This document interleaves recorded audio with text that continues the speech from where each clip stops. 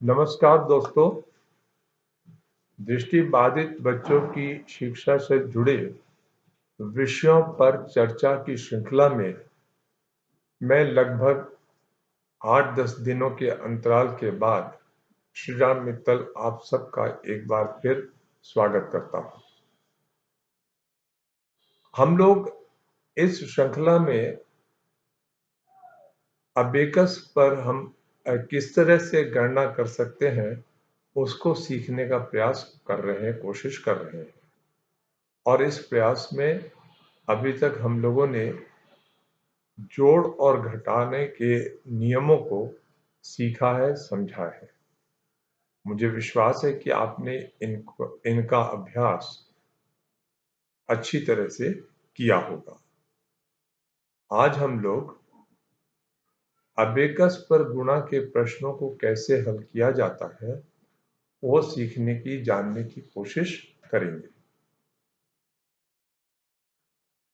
अब गुणा आप जानते हैं कि एक तरह से जोड़ ही होता है और इसको हम एक तरह से तीव्र जोड़ या फास्ट एडिशन भी कह सकते हैं। जैसे 4 गुणा 4 या कहें फिर 4 प्लस 4 प्लस 4 प्लस 4। दोनों स्थितियों में आंसर हमको 16 ही मिलेगा। तो 4 गुणा 4 या 4 प्लस 4 प्लस 4 प्लस 4 जो है, इसको गुणा करने के लिए कुछ नियमों को हमें सीखना होता है और अबेकस पर भी इन नियमों को सीखने के लिए हमें पहले कुछ बातें समझनी चाहिए। गुणा में जिस संख्या से गुणा किया जाता है उसे गुणक या मल्टीप्लायर बोलते हैं और अबेकस पर हम इसको सबसे बाईं ओर लिखते हैं। जिस संख्या को गुणा करते हैं या जिस संख्या में गुणा करते हैं उसको अबेकस पर दाहिनी ओर लिखते हैं।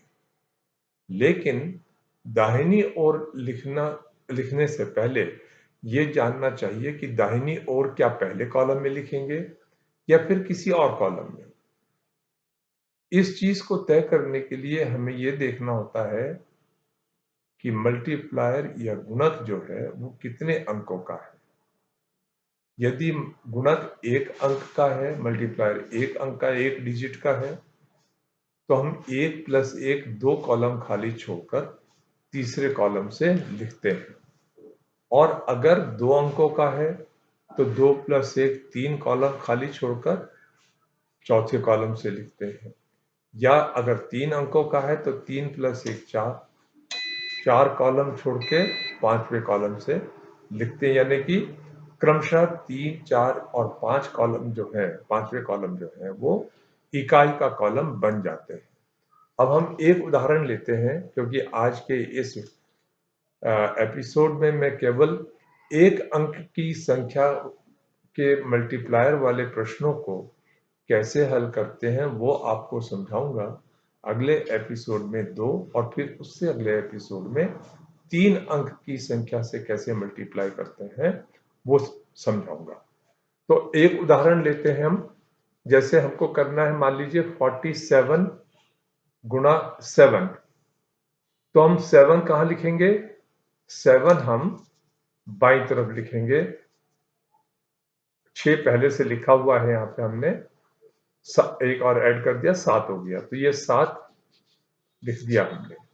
अब चूंकि हमको गुणा करना है 47 को, इस 7 में एक अंक है, 1 प्लस 1 2 होता है, तो यहां से 2 कॉलम खाली छोड़ेंगे, 1 और 2, और तीसरे कॉलम को इकाई मानेंगे और तीसरे कॉलम को यहां पर इकाई मानते हुए यहां पर 7 लिखेंगे और चौथे कॉलम को दाही मानते हुए यहां पर 4 लिखेंगे।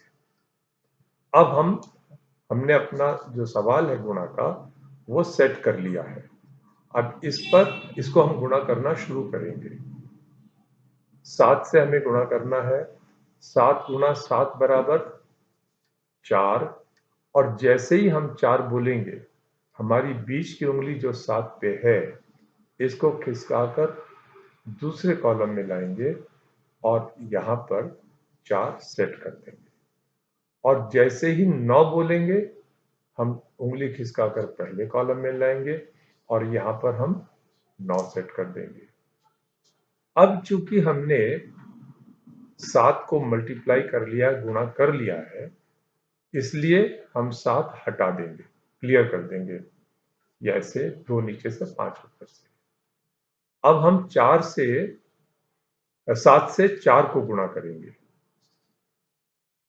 7 से क्या करेंगे? 4 को गुणा करेंगे। 7 गुणा 4 बराबर 2, 8। 2 हम यहां पर सेट करेंगे और 8 हम चूंकि दूसरे कॉलम में सेट करेंगे, यहां से उंगली खिसकाकर तीसरे कॉलम में जहां 2 सेट किया है वहां से दूसरे कॉलम में ले आएंगे और यहाँ 8 सेट करेंगे, अर्थात 8 ऐड करेंगे। 8 ऐड करने का नियम क्या है? मैं आपको याद होगा, मैंने बताया था कि 8 का मतलब होता है +3 +5 और 3 यहाँ पर ऐड नहीं हो पा रहा है, इसलिए हम 3 को ऐड कर जोड़ने का नियम लगाएंगे, अर्थात 2 क्लियर कर देंगे और 5 सेट कर देंगे। अभी तक हमने क्या किया है? 3 ऐड किया है। हमें ऐड करना क्या था? जोड़ना क्या था? 8। इसलिए 5 और जोड़ेंगे। मतलब कैसे जोड़ेंगे? 5 क्लियर करेंगे जो और 1 बाईं ओर सेट कर देंगे, जो कि 5 का जोड़ने का नियम है। अब चूंकि हमने इस 4 को 7 से गुणा कर लिया है, इसलिए ये 4 क्लियर कर देंगे और इकाई, दहाई, सैकड़ा यानी कि 3 कॉलम में हमारा उत्तर है और इसको हम पढ़ेंगे तो 329 हमारा उत्तर होगा। अब अगर आप कागज पेंसिल से चेक करना चाहें तो आप कर सकते हैं। हमारा 47 गुणा 7 का जो उत्तर हमें मिलेगा वो 329 या 329 ही होगा। समझ गए आप लोग? हम एक सवाल और लेकर आपको इस प्रक्रिया को दोबारा से समझाने का प्रयास करूंगा। अब देखिए, हमने अबेकस को 0 की पोजीशन में कर लिया है। अब हम एक सवाल और लेते हैं, 56 गुणा 8। तो इसमें 8 क्या है? 8 गुणक या मल्टीप्लायर है। इस 8 को हम कहां सेट करेंगे? इस 8 को हम बाईं ओर सेट करेंगे। हमने ये कर दिया है। 3 नीचे से 5 ऊपर से। 56 को कहां सेट करेंगे? 8 चूंकि एक अंक वाला मल्टीप्लायर गुणक है, इसलिए 1 जमा 1 बराबर 2। 2 कॉलम खाली छोड़ते हुए तीसरे कॉलम को इकाई मानेंगे और यहाँ पर 56 सेट करना शुरू करेंगे। तो इकाई के लिए में 6, ये 6 हमने सेट कर दिया और दाई में 5, ये 5 भी हमने सेट कर दिया। अब हम बीच की उंगली को 6 पर यानी कि तीसरे कॉलम में और तर्जनी इंडेक्स उंगली को, फिंगर को चौथे कॉलम में 5 पर रखेंगे और 8 से 56 को गुणा करना शुरू करेंगे। 8 गुणा 6 बराबर क्या होता है? 4। 4 उंगली जैसे ही 4 बोला, उंगली खिसका के दूसरे कॉलम में लाए और यहां हमने 4 सेट कर दिया और जैसे ही 8 बोला, उंगली खिसकाकर पहले कॉलम में लाए और यहां पर हमने 8 सेट कर दिया। अब चूंकि 6 को हमने 8 से गुणा कर लिया है, इसलिए इस 6 को हम यहां से हटा देंगे, क्लियर कर देंगे। अब फिर उंगली को 5 में, बीच की उंगली को 5 पे रखेंगे और कहेंगे 8 गुणा 5 बराबर 4। और जैसे ही 4 का तीसरे कॉलम में आ गए हम और यहाँ पे 4 सेट कर दिया। जैसे ही 0 कहा, दूसरे कॉलम में आए और यहाँ पर हमने 0 ऐड करना है, मतलब 0 प्रेस कर दिया थोड़ा सा।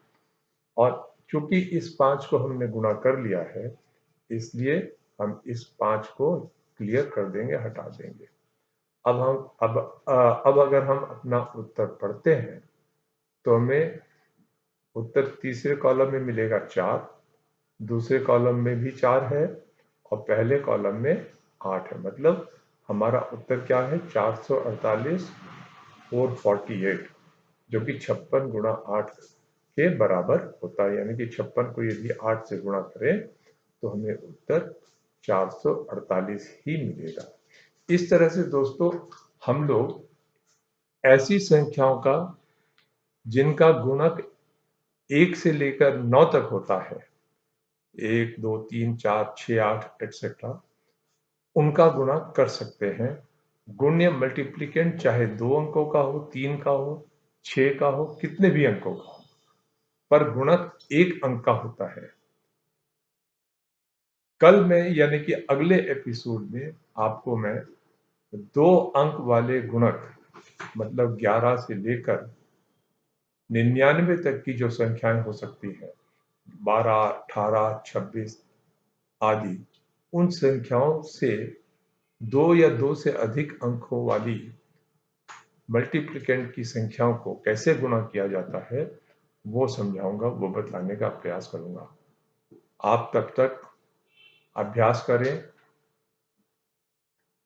12 से लेकर 12, 14, 16, 18, 22, 24, 26, 28, 32, 35, 38, 42, 46, 51, 57 आदि संख्याओं में 3, 5, 7, 8, 6 अलग अलग इन अंकों से गुणा करके इसका अभ्यास करने का प्रयास करें। मुझे विश्वास है कि यदि आप ऐसा करेंगे तो आप अबेकस पर गुणा करना आगे सीखने के लिए अच्छी तरह से तैयार हो जाएंगे। तो अभ्यास करते रहिए। अगर कोई सवाल हो तो आप मेरे से पूछ लीजिए।